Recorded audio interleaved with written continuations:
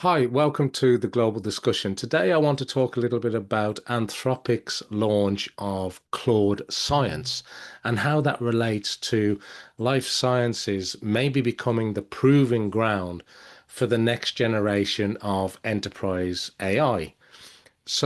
With this release of Claude Science, the AI industry, I feel, is somewhat entering a different phase of competition, perhaps. Anthropic's launch, it certainly reflects a shift here. And so rather than introducing another standalone AI model, it's bringing together things that are important in this area: reasoning, scientific tools, computational resources, literature coding, and documentation. And it's putting all these together into a single environment. And this is fairly significant because I think it extends well beyond scientific research because it demonstrates how enterprise AI is evolving from conversational assistance into more integrated workflows, workbenches designed around complete workflows. Now, enterprise software, as we know, has been traditionally organized around specialized functions rather than complete workflows. And research teams move between literature databases, coding environments, statistical software, and document editors to complete even a single project. So, similar patterns, however, I do want to make a point, similar patterns exist across marketing, finance, legal, engineering, and countless other knowledge intense functions where professionals spend a surprising amount of time rebuilding context as they move between these disconnected systems.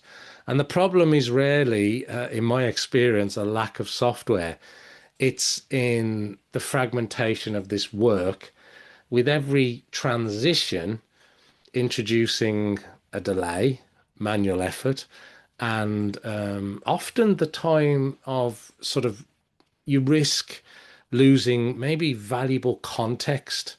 And an AI workbench addresses this challenge by it puts AI at the middle, at the center of the workflow, rather than sort of alongside it. And instead of responding to individual prompts, it maintains context across multiple activities, which is important.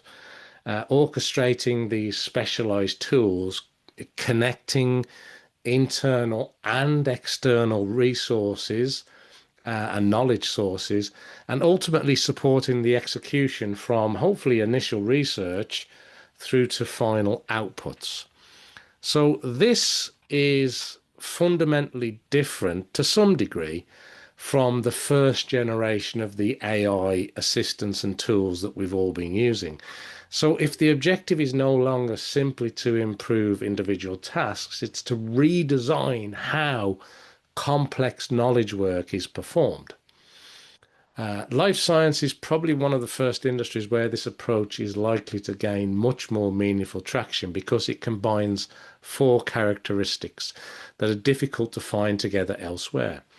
It generates an enormous volume of structured and unstructured data. It relies heavily and highly on specialized scientific expertise and operates obviously within some of the world's most demanding, I think, regulatory frameworks.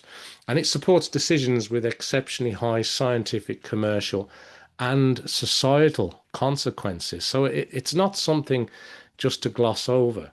These conditions, I would offer, make life sciences an ideal proving ground for AI native workflow platforms. And success depends not simply on answering scientific questions more quickly, but on connecting the data, the knowledge, the computation, and documentation into a trusted operating environment that researchers can rely on throughout the discovery process.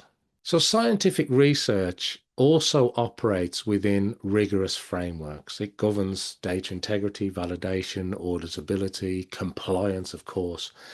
And generating insights, it's only part of the challenge. Researchers must demonstrate exactly how these insights were produced, allowing others to validate, reproduce, and defend these results. AI platforms that cannot provide transparency throughout that process are unlikely to become trusted components of research programs, regardless of how capable their underlying models may be.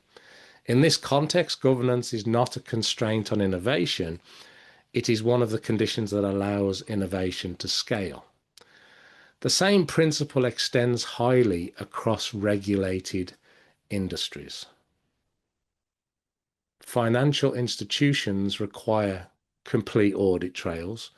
Healthcare providers must demonstrate clinical accountability. And energy companies operate within, stringent safety and regulatory frameworks. Defense organizations, they demand secure and explainable decision making. And in these environments, governance cannot be treated as an additional featured layer onto AI post deployment. It needs to be embedded in the platform's architecture, becoming part of how work is executed rather than a separate compliance exercise. Localization introduces another dimension that's often overlooked. Enterprise AI cannot simply be translated into different languages. It must operate within different regulatory frameworks, different privacy laws, different scientific standards, and of course, data residency requirements. A pharmaceutical company conducting clinical trials across Europe, North America, and Asia is managing far more than language differences. It's operating within distinct legal and regulatory environments while maintaining that consistent scientific process and processes. The same challenge, as I say, exists across many other areas from healthcare.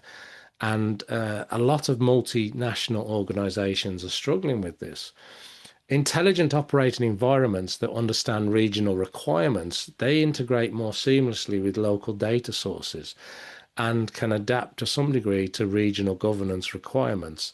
These are more likely to create significantly more value, in my opinion, than those designed and directed around a single global operating model.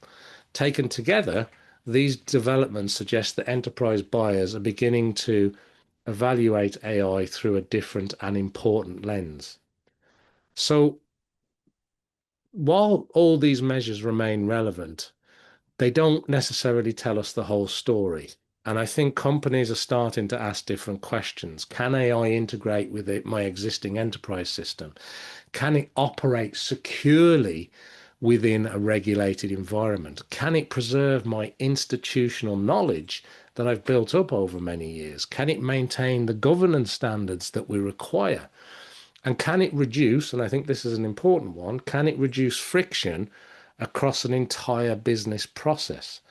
And these considerations are becoming much more commercially important than incremental improvements in model performance. There's a useful parallel, I think, with previous generations of enterprise software.